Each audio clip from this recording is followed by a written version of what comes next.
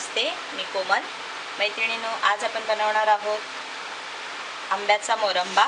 त्याच्यासाठी मी एक आंबा घेतलेला आहे, कच्चा आंबा, आणि हा 1 किलोचा आहे. तर ह्याचा आपण मोरंबा करणार आहोत आणि ते सुद्धा आंबा हा किसून घेणार आहोत. आणि त्यासाठी मी अगोदर त्याच्या साली काढून घेते. त्याला व्यवस्थित स्वच्छ धुवून घेतलेलं आहे आणि व्यवस्थित पुसून घेतलेलं आहे मी. त्याचा आता मी अशा पद्धतीने सर्व साली काढून घेते.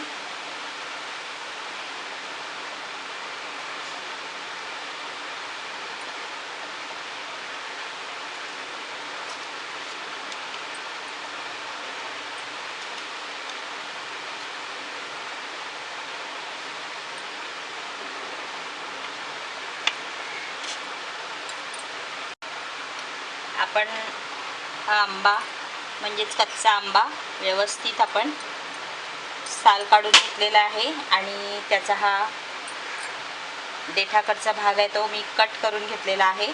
व्यवस्थित कट केलेला आहे. मे महिन्याच्या सीझनमध्ये अशा प्रकारचे मोठे मोठे आंबे, कच्चे आंबे हे लोणच्यासाठी, मोरंब्यासाठी मार्केटमध्ये आलेले असतात. आता आपण हा आंबा किसून घेणार आहोत. मी इथे कैरीचे 2 भाग केलेले आहेत दोन्ही साईडने, आणि इथे मोठे होल आहेत. त्या होलमधून मी असे किसून घेते. लवकर किसून होतो. अशाच पद्धतीने मी संपूर्ण आंबा हा किसून घेते. हे पहा, अशा पद्धतीने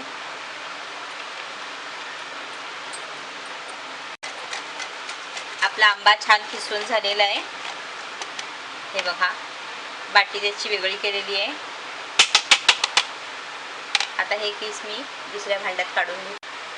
मी इथे एका टोपामध्ये काढून घेते आंब्याचा किस.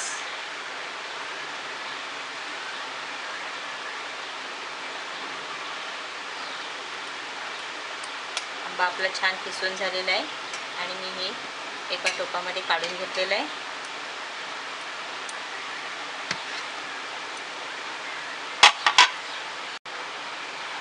आंबा किसलेला हा जो किस आहे तो किस जवळजवळ 750 ग्रॅम आहे. त्याच्यामध्ये मी 750 ग्रॅम साखर टाकते. जेवढी कैरी असेल तेवढीच साखर घालायची.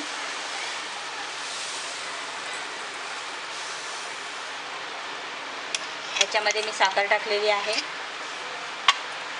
आणि ही अशीच ठेवणार आहे. मिक्स करून ठेवली तरी चालेल. मी अशीच अशी झाकण ठेवते. हे मी रात्रभर झाकून ठेवणार आहे. 10 ते 12 तास झाकून ठेवायचं. साखर पूर्णपणे विरघळते त्याच्यामध्ये. तर मी आता रात्रभर झाकून ठेवते. पाहूया साखर घालून ठेवलेलं आंब्याचं किस कसं झालेलं आहे. हे मी रात्रभर ठेवलेलं. हे छान असं आता मिक्स झालेलं आहे. साखरेचं पाणी झालेलं आहे आणि मस्तच त्याच्यामध्ये ते एकजीव झालेलं आहे. आता आपण हे शिजायला ठेवूया.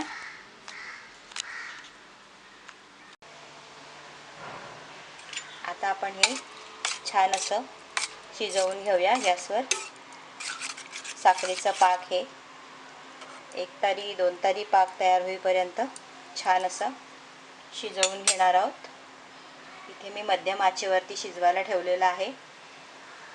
जर का उकळी यायला लागली की लगेचच आपण ढवळत राहायचे, कारण की ते साखरेचं पाक असल्यामुळे खाली करपू नये म्हणून सतत ढवळत राहायचे.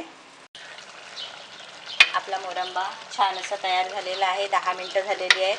आता मी त्याच्यामध्ये चवीप्रमाणे मीठ टाकते आणि इथे 1 चमचा वेलची पावडर टाकते. तुम्हाला हवं तर त्याच्यामध्ये जायफळ पावडर किंवा दालचिनी पावडर टाकली तरी चालेल. खूप छान लागते.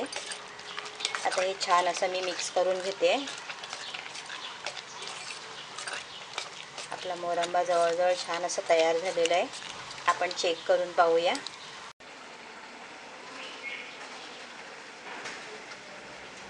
बघा, आपला मोरंब्याचा 1 तारी पाक तयार झालेला आहे छान असा. आता मी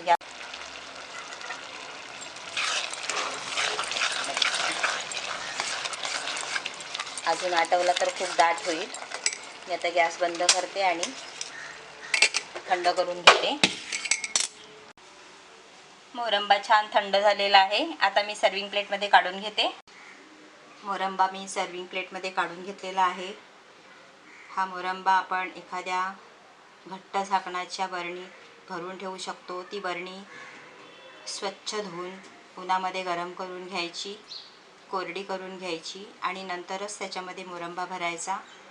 ह्या मोरंबा काढताना त्याच्यामध्ये पाणी लागलेला चम्मच वापरायचं नाही किंवा मोरंब्याला पाणी लागू द्यायचं नाही. तर हा मोरंबा वर्षभर चांगला टिकणार.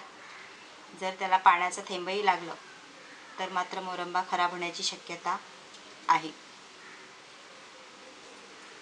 त्याच्यामुळे तुम्ही बनवा, व्यवस्थित काळजी घ्या आणि हा मोरंबा बरणीमध्ये भरून ठेवा.